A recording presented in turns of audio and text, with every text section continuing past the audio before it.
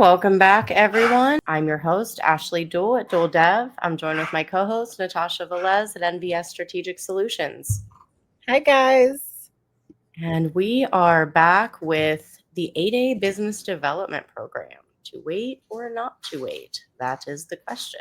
Everybody wants to be 8A. Let's break down sort of what it even means to be 8A and why a lot of companies who have been in the program say that they wish maybe they would have waited.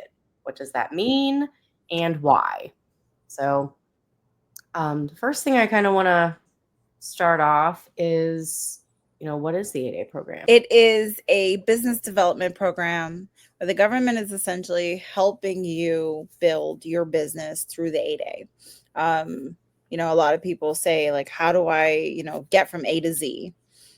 How do I get that support? How do I get a mentor protege program? How do I get someone to kind of teach me what I need to do? And I don't have that kind of money and things of that magnitude. The 8A business development program was kind of developed in retrospect to that. So once you get the 8A, they have like a transition period. It's the phase 1 transition in period and then the phase out transition to period. And the phase 1 is to help you build your business in government contracting and to make it a little easier for you to win contracts with threshold amounts, of course, but for you to get sole source, for you to get mentor protege programs, joint ventures, it's meant for you to leverage and to help you kind of build your business. And then there's that phase out transition program where, then it starts to help you develop relationships with other government contractors to slowly switch and learn how to do BD and things of that magnitude so that when you're out of the 8A program, you survive. We'll talk about that later. But first of all, to qualify for 8A, let's start there. You have to be a small business by SBA size standards. So, going back to the SBA size standards table, that goes based on your primary NAICS code, which is the NAICS code by which most of your revenue is generated. Second thing is you have to be 51% unconditionally owned and controlled by one or more socially and economically disadvantaged individuals. Right. Those individuals do need to be U.S. citizens. And then the third qualifier is that you have to demonstrate good character and a potential for success. Let's sit on that potential for success for a moment. What that's saying is that if you don't have any sales receipts, if you don't have any customers, if you don't have revenue, now is not the time to proceed with an 8A application. Correct. You do have to be a business, with customers before you can get into the 8A. Established business. Established. And they really do want to see that you've had some government experience, whether that's as a subcontractor or prime. Yeah. The one thing that really doesn't have to do anything, it doesn't have anything to do with requirements necessarily, but something that I want the audience to kind of just be familiar with is the data doesn't lie, right? If you're in an industry that there is $0 going through the 8A program today, that may weigh on your decision whether or not you choose to apply. Now, typically, when a client comes to us for assistance, the first thing that we do is the market research, right? So we know off the bat what set-asides are being used in this industry. If we see 8A, we're going to put that on the long-term plan if the client qualifies, right? But it's never on the short-term plan. Yeah. The benefits of the program are pretty substantial. So the reason that 8A is kind of a hot commodity, in my opinion, is that sole source ability, right? Up to $7 million for manufacturing and $4.5 million for other industries. So if you're in the service industry, that's $4.5 million contract that could be sole source to you, meaning you don't have to compete for it. No bid contracts. I mean, you might have to submit something, so I'm not gonna necessarily say that you don't have to go through a whole competition. Right. Yeah. Right. The whole competition phase doesn't necessarily apply. You're signing on the dotted line. In a lot of cases, you have influenced those requirements. Yeah. So in addition, obviously, you can compete for those set aside contracts. So if you see it on SAM and it's 8A set aside, that means it's already in the program. Mhm. Now, I have had clients who have successfully gotten contracts that were not in the program, moved into the program by influencing that acquisition in the sources sought phase. So, again, that means a contract that previously went full and open competition now is set aside for 8A Yeah. because of some legwork in the capture phase, right? So that's one way that, and that goes kind of for all set asides, that's how Yeah. you influence your market when you have them. You mentioned already mentor protege, SBA mentor protege program. You can form joint ventures as an 8A and the MPP, another added benefit. And then access to the business development side. So they do nurture you and provide you with additional support. There's free Yep. training. You have a free, sort of free ticket to what they used to call the 7J. What do they call it now? Is it Empower to Grow? It's Empower to Grow. Yeah, the Empower to 7J Grow now? program, but it's SBA, Empower to Grow. 7J. Yeah, Mhm. okay. So Like bid business seed. planning, training, Mhm. counseling, all that stuff to help you. Yeah, So, and if you qualify, that's also, you kinda get into that ecosystem once you're mhm. approved. You did mention, and I'm gonna skip ahead to address the phases that you mentioned. Yeah. And this is one thing that I have seen over and over in 15 years, right? The Everyone's business gets always into on the the 8A first program. phase and never on the second phase.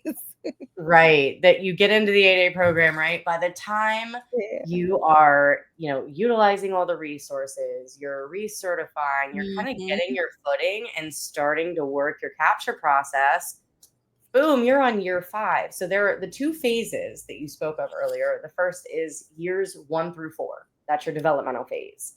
Yep. That's exactly what it sounds like, your developmental phase. Take advantage of those resources because years 5 to 9 are the transitional phase.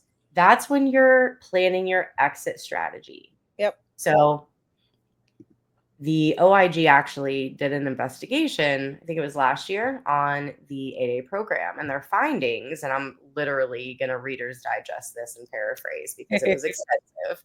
Their findings, the most telling was that the SBA seemed to be focused more on qualification than on business development.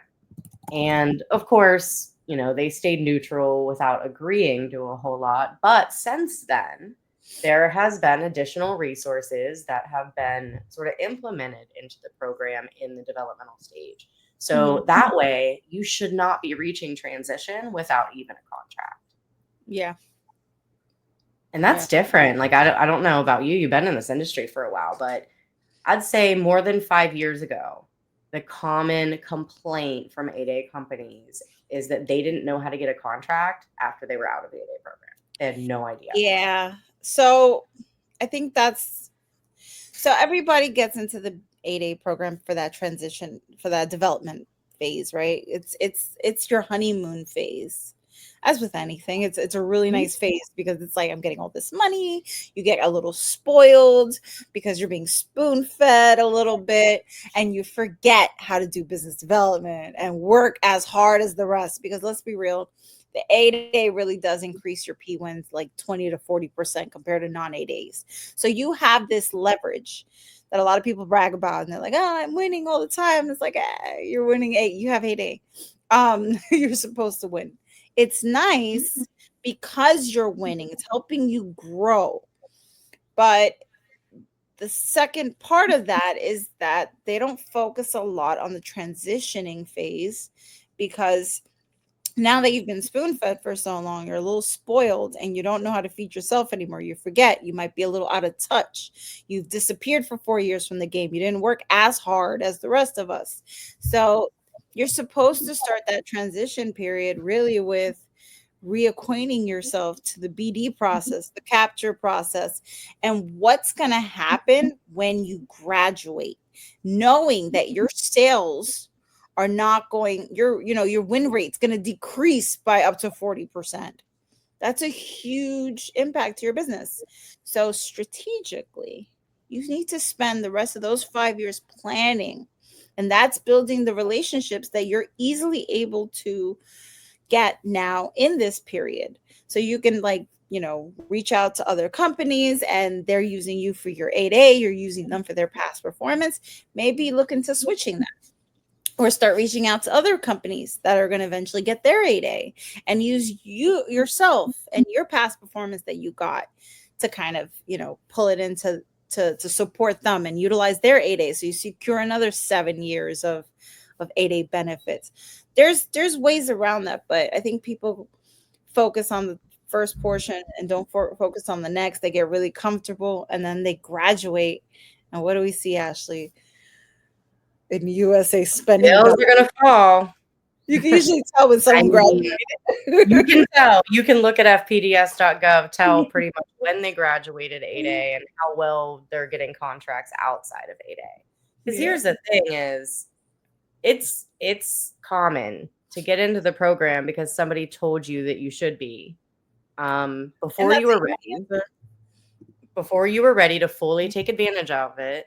And then once you graduate, you don't get back in, or you size out because maybe you do really well and you're no longer a small business. Now, if you haven't been planning for that all along, you could be finding yourself in a, oh shit, what do I do now moment.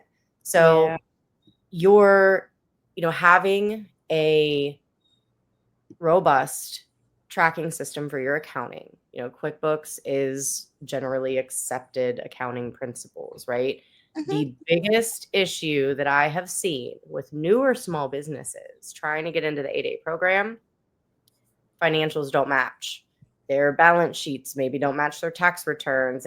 And that's kind of a big red flag to the SBA reviewer, to just the program in general. If your financials aren't in order, or you can't show anything but zeros, or you haven't been in business to have, 2 years or 3 years of financials, then it might not be time to apply.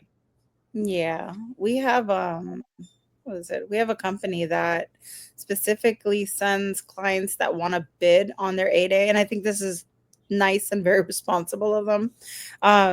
They specifically send their clients to us for CFO services so that we can go through their financials and clean up their books.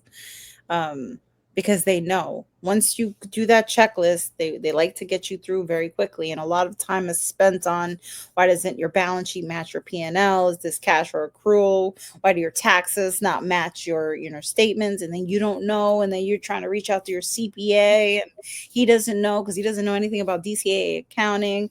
So getting yourself set up for success is also ensuring that you surround yourself with people that understand the business that you're in. And I would say financially, if you're going to get into 8A, and if you're in any industry, even if you were in an 8A, if you intend to grow, you want to surround yourself with people that understand your business and the requirements. So, absolutely. The only thing a business really needs to have, in addition to those financials, to get into the 8A program, is a SAM registration. The 8A program has been integrated with the other certifications in the new My SBA portal, which you'll find at certification.sba.gov. I will pop that one across the screen for those of you who are interested in checking those out. So this is the new portal. That's the My SBA portal.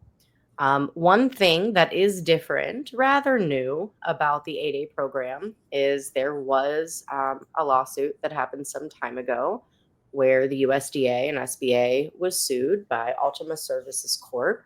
And as a result of that, because the Eastern District Court of Tennessee did rule in the contractor's favor, over time, this company had lost upwards of $100 million in contracts that were going into the 8A program. So the long story short is the SBA had to kind of go back to the drawing board, right? And they said, well, we can't any longer use race as a qualifying factor. So we're going to switch to the interim guidance, which is the narrative for social and economic disadvantage.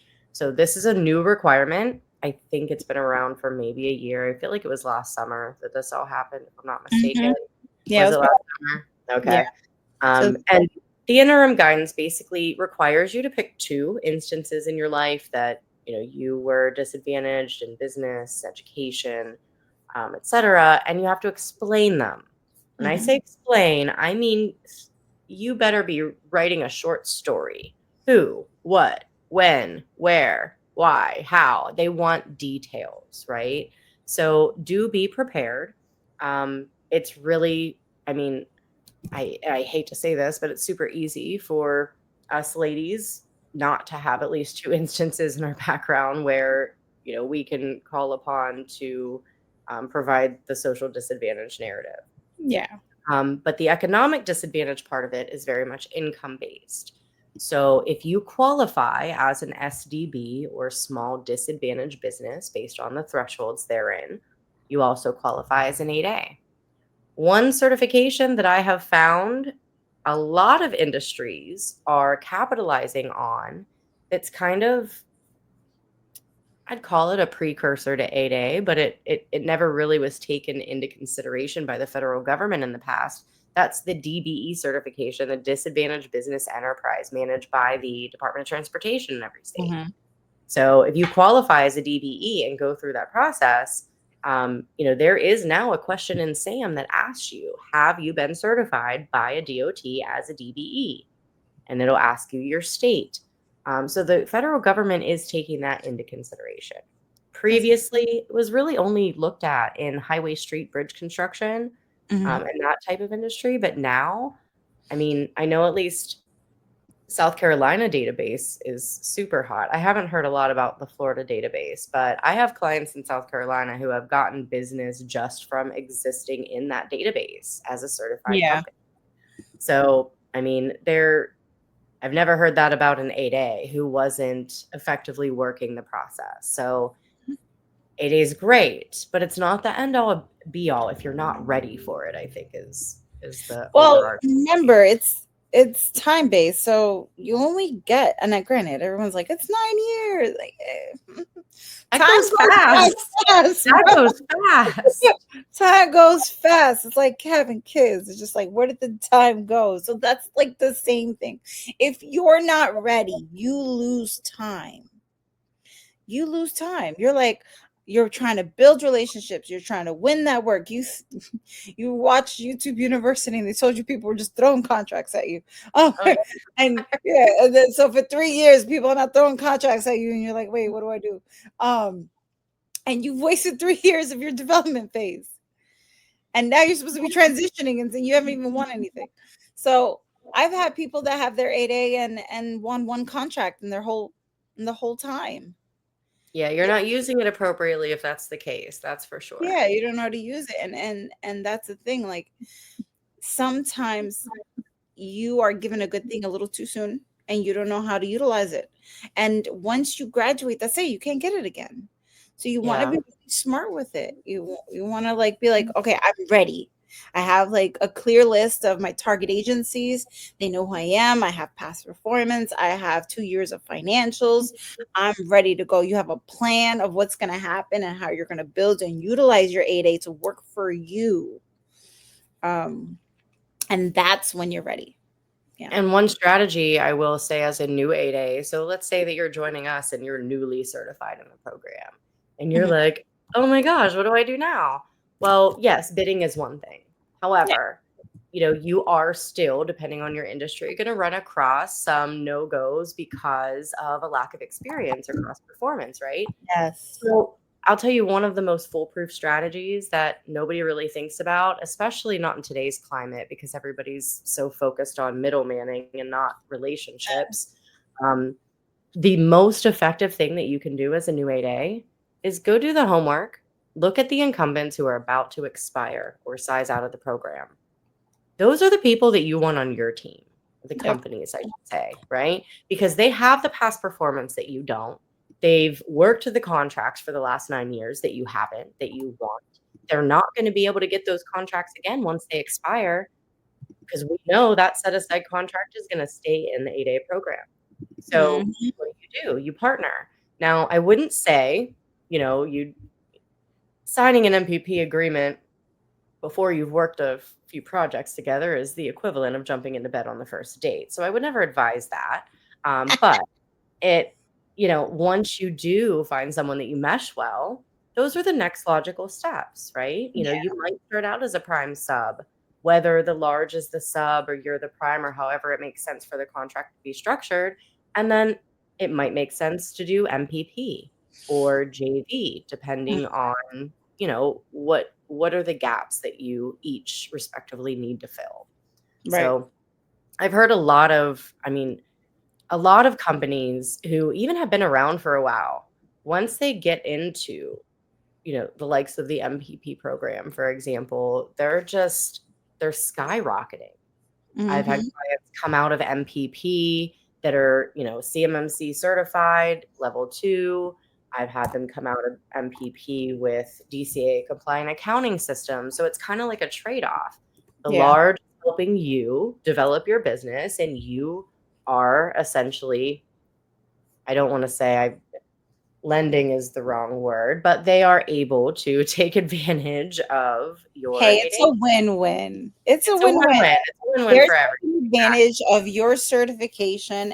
You're helping them win sales, and you don't have to pay them for what you're learning.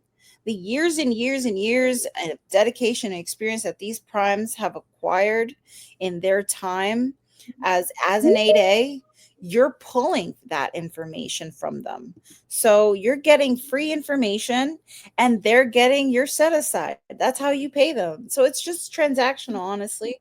And honestly, I find that that's probably a huge benefit because you're sitting there and you're thinking to yourself, how do I price? How do I do this? How do I do that? You're cutting corners. You're going to learn. You have a mentor. Who doesn't want a mentor? Everybody wants a consultant. You have to have someone to help you and guide you.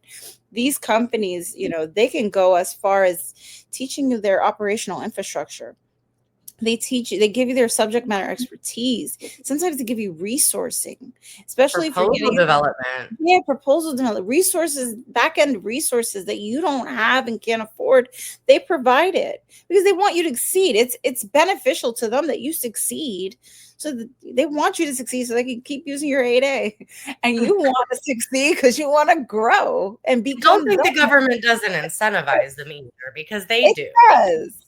They get incentivized as well. So it's not just, It's a they win. are pouring into you, but yeah, it's a win-win for everybody. The Yeah. government is increasing the industrial base.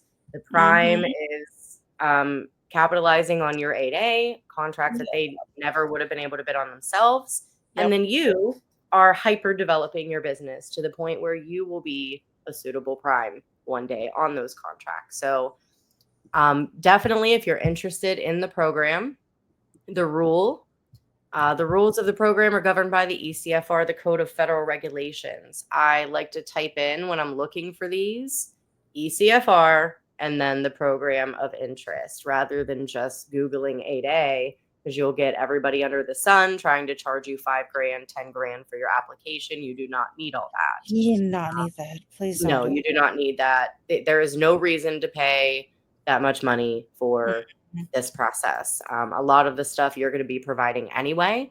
So if you do need some guidance or have questions, you're always more than welcome to reach out to us. But I would not be paying, Ashley. okay, reach out to me. I would not be paying any high ticket prices for an 8A application. Just saying. And she does great. Not to cramp on anybody's game, but I mean, here's the thing is, just like mowing our lawn or washing our dishes or cleaning our house or doing our eyelashes, we're going to either do it ourselves, Well, or personally, we're going to hire someone to do it for us, right? I hire people to clean. I hire people to do my lashes because I think time is money. Time is money, right? So if it's guidance that you need, absolutely. But here's the thing is, even though you're going to pay somebody, if you paid them to do it for you, guess who's going to have to supply all the stuff that they need to submit? You. I know. So how much time are you really saving, right? We help with document reviews. If you're worried about compliance, you want assistance putting your package together, absolutely, I can help you with that. But when it comes to a stupid amount of thousands of dollars for a submission, Yeah, it's really not, it's not worth it at the end of the day. So it's still going to cost you time, whether you hire someone or not, but just know what your options are. And if you haven't done your market research, that's where you're going to go to perform viability, right? You're going to test the viability of the certification in your market based on what you do. If you qualify for 8A and you're still trying to figure out what it is that you want to do, that's a great way to reverse engineer your strategy. Look at what industries are active in the 8A program. Look at where the government, follow the money. I can't say that enough. Follow the money. That's what it's about. That's a good one. So what I'll ask you to do is drop your questions in the comments, and I will certainly be watching, and I will get back to your questions in the comment section. Natasha, do you have any final thoughts for this evening? Yes. I don't want it always to be all doom and gloom on here. I just want you guys to be conscientious that this is your business. And sometimes you get multiple shots in things, but some things you only get one shot at. And 8A is such a great program to be a part of. So make sure you're ready. Don't just run into it and because someone told you. People don't know you. They don't know your business. They're going to tell you whatever they want to, especially if they got a price tag at the end of that request. Really think to yourself, like when you start a business, everyone's like, just start a business. Write a business plan. Have a plan. Well, this is what that is. This is what that portion is. It's that growth. It's help yourself be successful in life. So you set up your business plan. Well, the same with that is your 8A plan. In those 9 years, how are you going to grow? Not, I don't know, or, oh, they're just going to give me contracts. It sounds too good to be true, probably is. Question it, plan, develop, build relationships, get the best out of the best 9 years you can out of that, because it literally could be life-changing for you and your business. Very right. Very, very good advice. I've actually been involved in at least a dozen of those 8A business plan development. And even just what's required in answering those questions, you better know what agencies buy what you sell. You better know what you're selling, and you better have a track record of selling it. Yes. If you don't, 8A is a good thing to have as a goal, and then spend the interim time meeting the requirements to help you achieve that goal.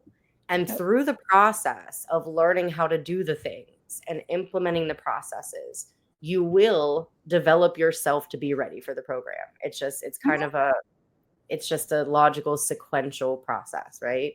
But it is the most complex, and it's the only one with a time clock. So when that baby starts ticking, you're right. There's no turning back. You can't say, oh, wait a minute, I want to pause. I'm not ready. It doesn't work like that. Too late. If you are new here, please be sure to subscribe so you're notified when we go live. Yeah. Have a great day, everyone. We'll see you next week. Bye.